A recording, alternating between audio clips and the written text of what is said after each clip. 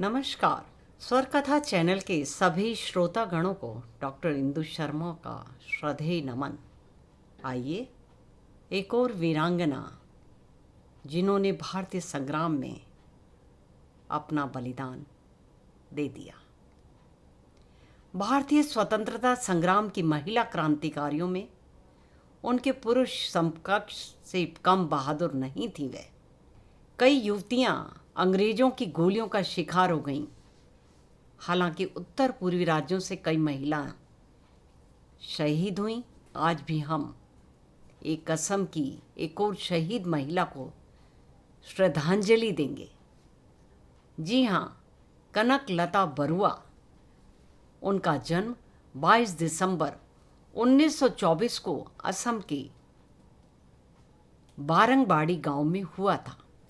कनकलता मात्र 5 वर्ष की हुई थी कि उनकी माता की मृत्यु हो गई। उनके पिता ने दूसरा विवाह किया, उनका भी देहांत हो गया। कुछ दिन पश्चात सौतेली माँ भी चल बसी। इस प्रकार कनकलता अल्प वय में ही अनाथ हो गई। इतने विषम पारिवारिक परिस्थितियों के बावजूद कनकलता का झुकाव राष्ट्रीय स्वाधीनता आंदोलन की ओर होता चला गया।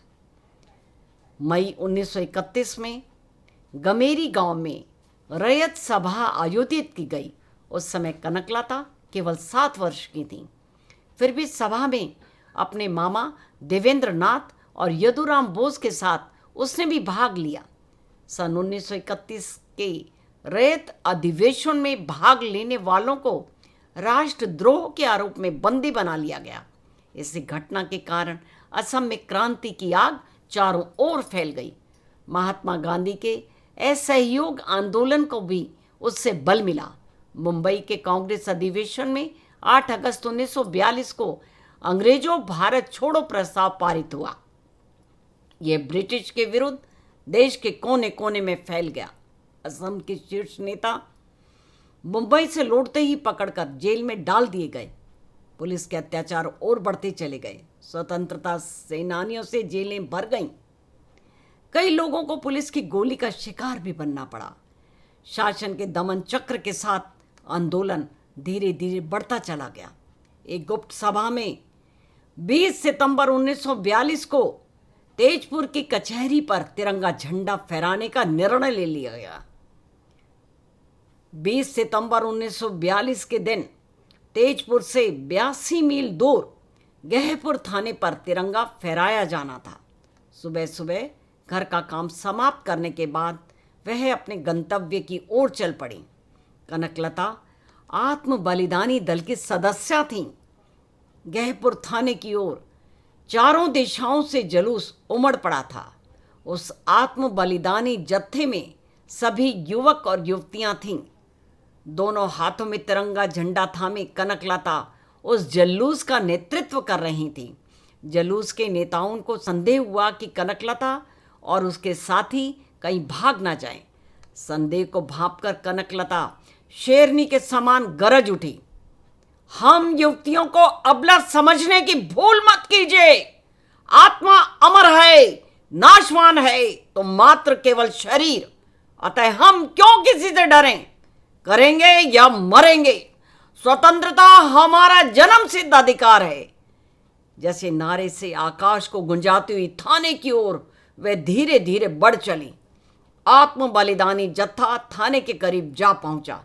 पीछे से जलूस के गगन भेदी नारों से आकाश गूंजने लगा। उस जत्थे के सदस्यों में थाने पर झंडा फहराने की होड़ सी मची गई। हर एक व्यक्ति सबसे पहले झंडा फहराने के लिए बेचैन था। थाने का प्रभारी पीएम सोम जलूस रोकने के लिए सामने आ खड़ा हुआ। कनकलता ने उससे कहा, हमारा रास्ता मत रोकिए। हम आपसे संघर्ष करने नहीं आए हैं। हम केवल थाने पर तिरंगा फहराकर स्वतंत्रता की ज्योति को जलाने आए हैं। उसके बाद हम लौट जाएंगे।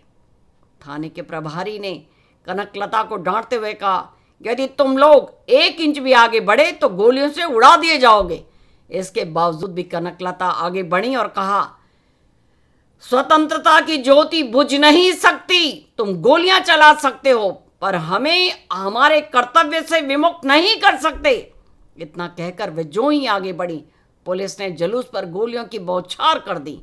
पहली गोली कनकलता ने अपनी छाती पर झेली। गोली बोगी कछारी नामक सिपाही ने चलाई थी और दूसरी गोली मुकुंद कोती को लगी, जिससे उसकी तत्काल मृत्यु हो गई। इन दोनों की मृत्यु के बाद भी गोलियां लगातार चलती रहीं। कनकलता गोली लगने पर गिर पड़ी, लेकिन उसके हाथों का तिरंगा झुका नहीं। उसकी साहस व बलिदान को देखकर युवकों में जोश और भी बढ़ गया। कनकलता के हाथ से तिरंगा लेकर गोलियों के सामने सीना तान कर वीर बलिदानी युवक आगे बढ़ते चले गए।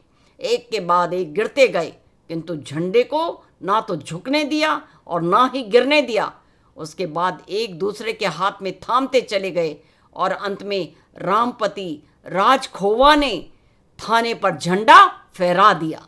कनकलता की आयु उस समय केवल 18 वर्ष की थी, केवल 18 वर्ष। तो आइए हम सभी मिलकर ऐसी वीरांगना को शत शत नमन करते हैं।